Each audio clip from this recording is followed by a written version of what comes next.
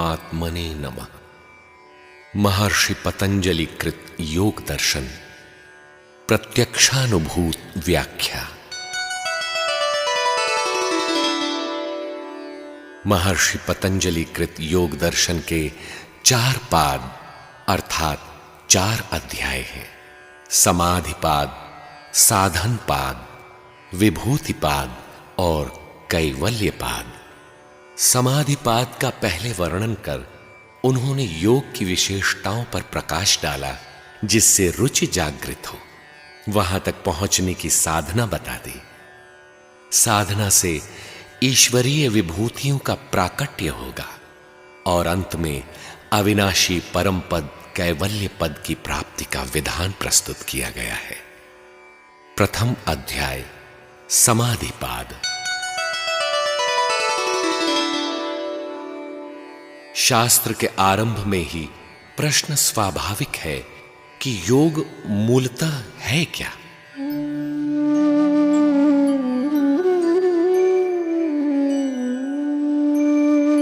अथ योगानुशासनम्।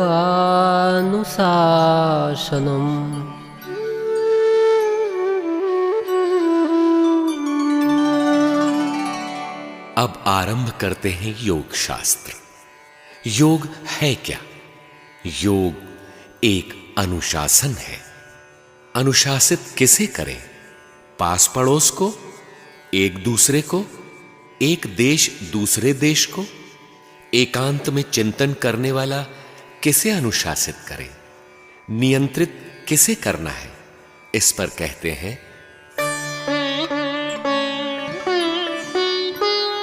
योगश्चित्तवृत्ति निरोधः।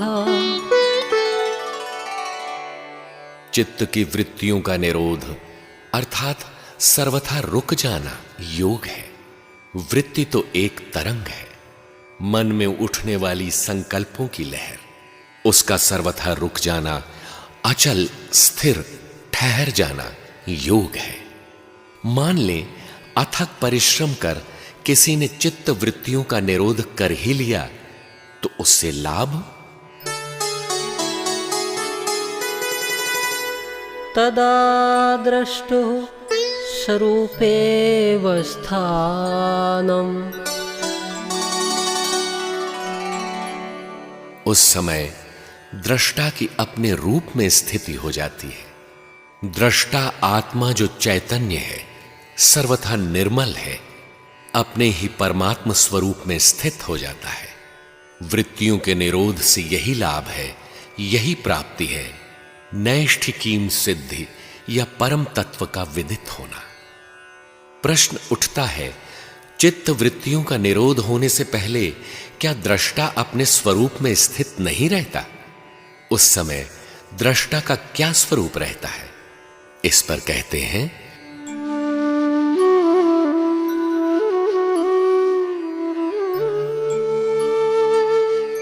वृत्तिसारोप्य मितरत्र।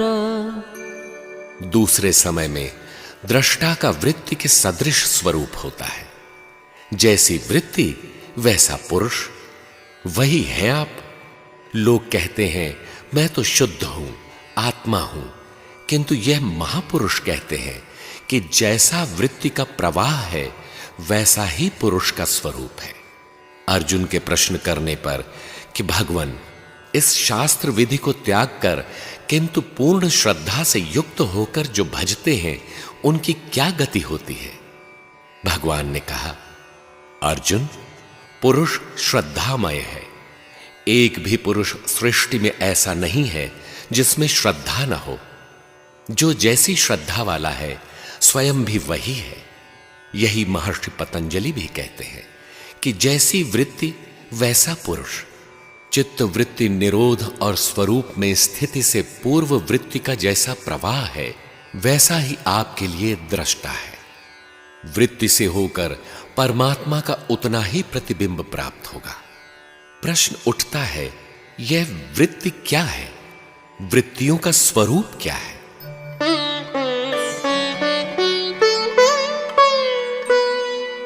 वृत्तयः पञ्चतयः क्लिष्टा क्लिष्टाः। 5 तरह से विभक्त ये वृत्तियां 2 प्रकार की होती हैं, क्लिष्ट और अक्लिष्ट। एक क्लेशों को धारण करने वाली, दूसरी क्लेशों से मुक्ति दिलाने वाली। 5 प्रकार की वृत्तियों के नाम इस प्रकार हैं। प्रमाण विपर्यय विकल्प निद्रा स्मृतयः। प्रमाण, विपर्यय, विकल्प, निद्रा और स्मृति, इनमें से प्रमाण वृत्ति को संचालित करता है, स्मृति संस्कारों को धारण करती है।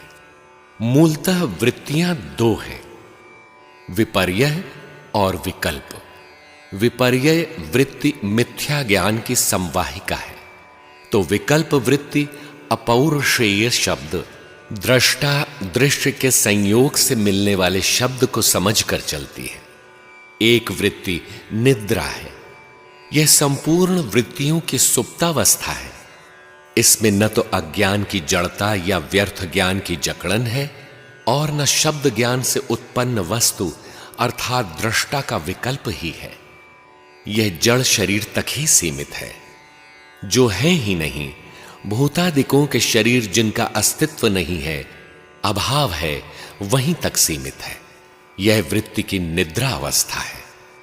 भगवान श्री कृष्ण गीता में कहते हैं, प्रवृत्तिंच निवृत्तिंच जना न विदुरासुरा न शौचं नापि चाचारो न सत्यं तेषु विद्यते।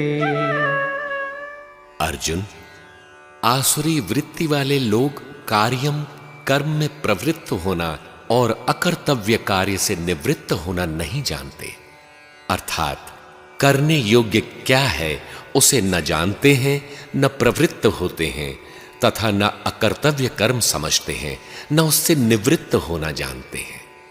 वृत्ति की यह सुप्त अवस्था निद्रा है, जिसे भगवान श्री कृष्ण ने आसुरी संपत्ति के अंतर्गत ही प्रस्तुत किया है। अब देखें प्रमाण वृत्ति का स्वरूप।